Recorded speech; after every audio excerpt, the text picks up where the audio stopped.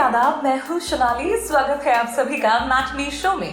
हमारे आज के सेगमेंट का नाम है स्पॉटलाइट। कोरोना महामारी के चलते पिछले 1 साल से थिएटर्स अपनी पूरी क्षमता पर खुल नहीं पाए हैं। कुछ ही मेकर्स ऐसे हैं जिन्होंने अपनी फिल्में थिएटर्स पर लाने का रिस्क लिया। वहीं ऐसे में जनता ने एंटरटेनमेंट का एक दूसरा ही रास्ता चुना, OTT प्लेटफॉर्म्स।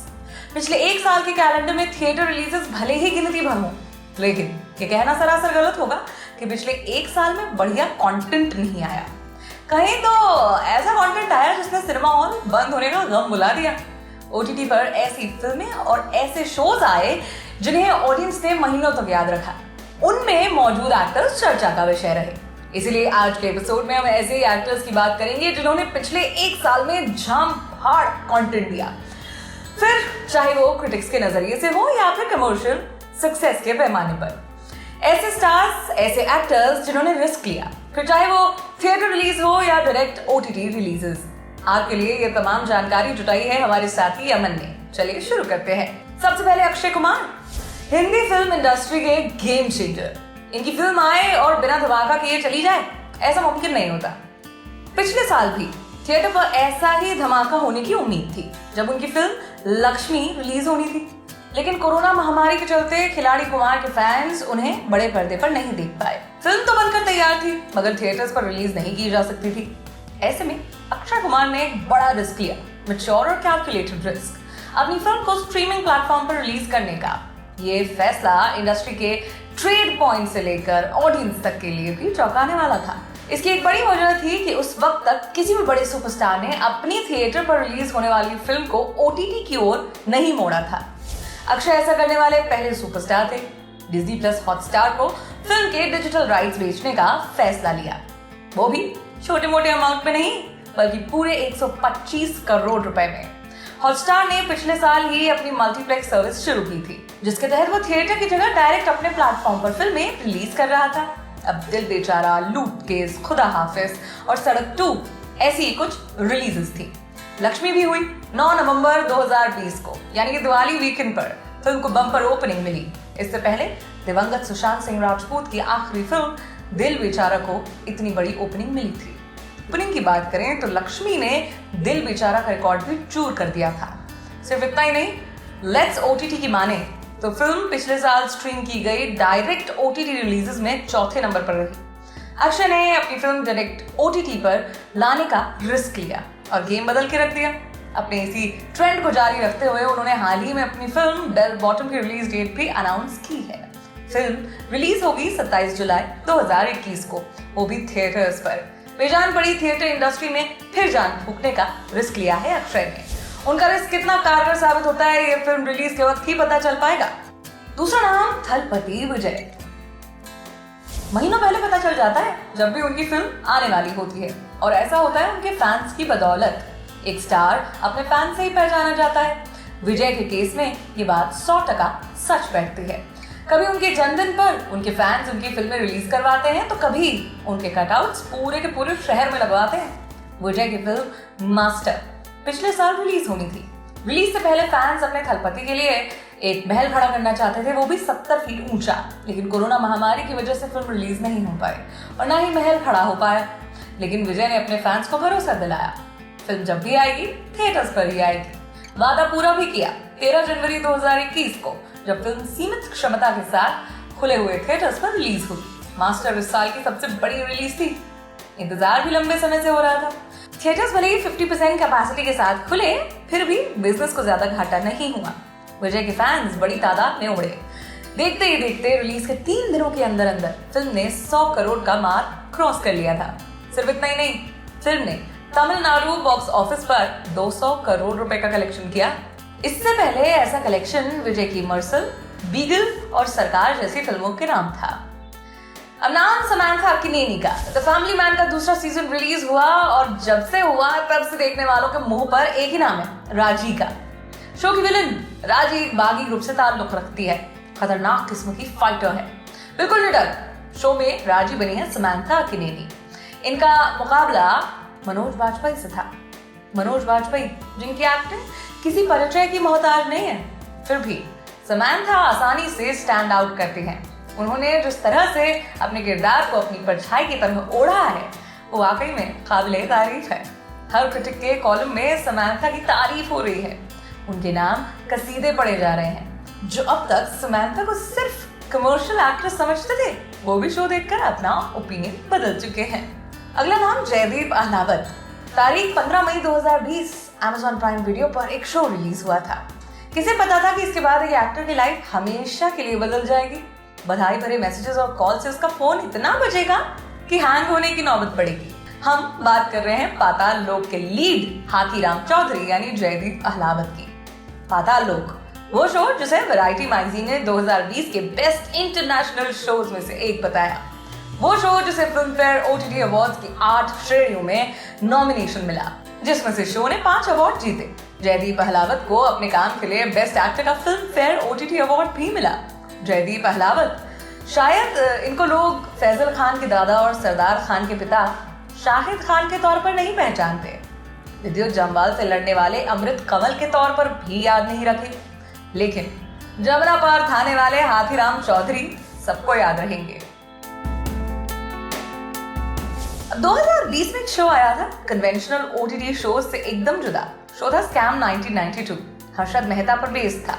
लीड रोल निभाया था प्रतीक गांधी ने, जो बिल्कुल भी हर्षद की तरह नहीं दिखते थे, लेकिन उन्होंने ऐसा डूबकर काम किया कि लोग कन्विंस हो गए कि हर्षद ऐसे ही हंसता होगा, ठीक ऐसे ही हर लाइन में लाला शब्द का इस्तेमाल करता होगा अपने तकिया कलाम की तरह। ये कमाल था प्रतीक गांधी का, जिन्हें स्कैम ने रातों रात स्टार बना दिया, OTT का नया पोस्टर बॉय बना दिया। लेकिन प्रतीक की कामयाबी, ये जो कामयाबी है, कोई ओवरनाइट सक्सेस नहीं है, पिछले 15 सालों की मेहनत का नतीजा है। प्रतीक सिर्फ वन हिट वंडर बनकर नहीं रहेंगे, अपना उम्दा काम जारी रखेंगे। उनकी 2 फिल्में आने वाली है, रावण लीला और अतिथि भूतो भव। साथ ही स्कैम की बदौलत उन्हें तिग्मांशु धूलिया का प्रोजेक्ट भी मिला है, जिसकी कहानी विकास स्वरूप के नॉवेल 6 सस्पेक्ट्स पर आधारित है। यहाँ उनके साथ ऋचा चड्ढा भी होंगी। 7 मई 2021 को ही प्रतीक की एक गुजराती सीरीज भी रिलीज हुई थी। टाइटल था विट्ठल तीडी। शो में प्रतीक के काम को काफी सराहा गया था। कहते हैं अगर इंडियन सिनेमा में नयापन खोजना चाहते हैं तो मलयालम सिनेमा का रुख कीजिए। मलयालम सिनेमा वाले 2 कदम आगे की सोच रहे होते हैं। सिर्फ सोच ही नहीं रहे होते, बल्कि उस पर काम करना भी शुरू कर चुके होते हैं। मलयालम सिनेमा के स्टार है फहद फाजिल। अच्छे सिनेमा में इंटरेस्ट रखने वाले लोग इनसे भली भांति परिचित हैं। इनकी फिल्मोग्राफी में ऐसा कमाल का काम दर्ज है कि किसे छोड़े और किसे गिने। पिछले साल जब सब कुछ बंद था तो ऐसे समय में भी फहद ने सिनेमा का नया फॉर्म खोज लिया और डायरेक्टर महेश नारायणन के साथ मिलकर बनाई सी यू सून, इंडिया की पहली कंप्यूटर स्क्रीन फिल्म, जिसका शुरू से एंड तक का पूरा काम लॉकडाउन में ही हुआ। यहाँ तक कि फिल्म आई फोन पर शूट की गई थी। ये था आपदा को अवसर में बदलने वाला मोमेंट। इसी साल फहद की 2 और फिल्में OTT पर आ चुकी हैं। पहली है ईरूल और दूसरी है जोजी। विलियम शेक्सपियर की रचना मैकबेथ से प्रेरित जोजी जो है वो क्रिटिक्स ने मस्ट वॉच फिल्म बताई है। महेश नारायणन और फहद दोनों की ये जोड़ी फिर लौट रही है फिल्म मलिक के साथ। पहले फिल्म थिएटर्स पर रिलीज होनी थी, लेकिन थिएटर्स बंद होने की वजह से अब makers direct OTT release plan कर रहे हैं। फहद की शानदार फिल्मों का सिलसिला आगे भी जारी रहेगा। 13 अगस्त 2021 को रिलीज होने वाली फिल्म पुष्पा के जरिए वो फहद की पहली तेलुगु फिल्म होगी। इस बड़े बजट की फिल्म में फहद के सामने होंगे अल्लू अर्जुन, सलमान खान। इस साल ईद के मौके पर सलमान खान की फिल्म रिलीज हुई राधे और मोस्ट वांटेड भाई। इंडिया में फिल्म को डायरेक्ट OTT पर रिलीज किया गया, लेकिन सलमान ऐसा नहीं चाहते थे। शुरू से ही फिल्म को लेकर सलमान का स्टैंड बहुत क्लियर था कि फिल्म चाहे जब भी आएगी तो थिएटर्स पर ही, ताकि थिएटर इंडस्ट्री को बूस्ट मिल सके। लेकिन लॉकडाउन के चलते ऐसा नहीं हो सका। फिल्म को और ज्यादा नुकसान ना हो, इसलिए मेकर्स ने फिल्म के सारे राइट्स जी को बेचने का फैसला लिया। बॉलीवुड हंगामा की एक रिपोर्ट के मुताबिक जी ने सलमान खान की फिल्म के राइट्स करीब 190 करोड़ रुपए में खरीदे। फिल्म को पे पर व्यू मॉडल के तहत रिलीज किया गया, यानी कि फिल्म देखने के लिए आपको थिएटर की तरह ही टिकट लेनी पड़ेगी। बस फर्क इतना था कि फिल्म को आप घर बैठे स्ट्रीम कर सकेंगे। ट्रेड एनालिस्ट ने सलमान के इस कदम को इंडियन सिनेमा बिजनेस के लिए एक टर्निंग पॉइंट बताया। कहा कि अब तक ऐसा मॉडल सिर्फ हॉलीवुड फिल्म स्टार्स ही अपनाते थे। फिल्म रिलीज हुई और जनता बिल्कुल टूट पड़ी। खुद जी ने बताया कि रिलीज के वक्त उनके प्लेटफॉर्म पर इतना ज्यादा ट्रैफिक आया कि उनका प्लेटफॉर्म ही क्रैश हो गया। राधे को इंडिया से बाहर थिएटर्स में रिलीज किया गया, जहां फिल्म ने करीब 18 करोड़ रुपए का कलेक्शन किया। पिछले एक साल में मनोज बाजपेयी ने क्रिटिक्स और ऑडियंस दोनों का दिल गार्डन कर दिया है। इसकी शुरुआत हुई भोंसले से, जो 26 जून 2020 को सोनी लिव पर रिलीज हुई। अनेकों फिल्म फेस्टिवल्स में घूम कर आई। भोंसले को पॉजिटिव रिस्पॉन्स मिला। मनोज बाजपेयी के काम को हर ओर से सिर्फ सराहना ही मिली। अपने काम के लिए नेशनल अवार्ड से भी सम्मानित किए गए। उसके बाद उनकी अगली रिलीज थी सूरज पे मंगल भारी, पहली फिल्म जो 8 महीने बंद रहे थिएटर्स पर रिलीज हो रही थी। लाइट हार्टेड कॉमेडी थी। जनता ने इसे सीरियसली नहीं लिया और एंजॉय करने के पर्पस से देखी और किया भी। डिटेक्टिव मधु मंगल राणे बने मनोज बाजपेयी का कॉमेडी अवतार पसंद किया गया। 2021 की शुरुआत की 2 प्रोजेक्ट्स के साथ। पहली थी नीरज पांडे की डॉक्यूमेंट्री सीक्रेट्स ऑफ सिनौली, दूसरी थी ZEE5 पर रिलीज हुई film silence can you here it. फिर आया तीसरा प्रोजेक्ट द फैमिली मैन 2, जिसने भी देखा गुणगान करता ही नहीं थकता। फिर से मनोज बाजपेयी का फैन हो जाने को मन करा। उन्होंने अपने किरदार के हर शेड को बिना किसी फिल्टर सामने रख दिया, उसकी कमजोरी, उसकी बेचैनी, सब कुछ। क्रिटिक्स कहने लगे कि किसी भी शो का दूसरा सीजन ऐसा ही होना चाहिए। धनुष एक पल आपको हंसते खेलते एक लड़की के प्यार में डूबे स्टूडेंट की तरह दिखेंगे, दूसरे पल वो आपको समाज के लिए लड़ते हुए दिखाई देंगे। उनकी इंटेंसिटी इतनी गहरी होगी कि फर्क कर पाना मुश्किल होगा कि क्या ये वही स्टूडेंट है जिसकी जिंदगी में जोया से बढ़कर कुछ भी नहीं था। ऐसी कमांड है धनुष के अपने क्राफ्ट पर। किरदार से किरदार का फर्क समझते हैं, मिक्स एंड मैच नहीं होने देते। 2021 में आई उनकी 2 रिलीजेस से ये पॉइंट समझाते हैं। पहले थी कर्णन, 9 अप्रैल 2021 को रिलीज हुई। कहानी थी फर्क की, समाज में छोटे और बड़े समझे जाने का फर्क। कर्णन बने धनुष का खून गर्म है। वो इस अंतर करती लाइन को सिर्फ धुंधला नहीं करना चाहते, बल्कि इसे सदा के लिए मिटाना चाहते हैं।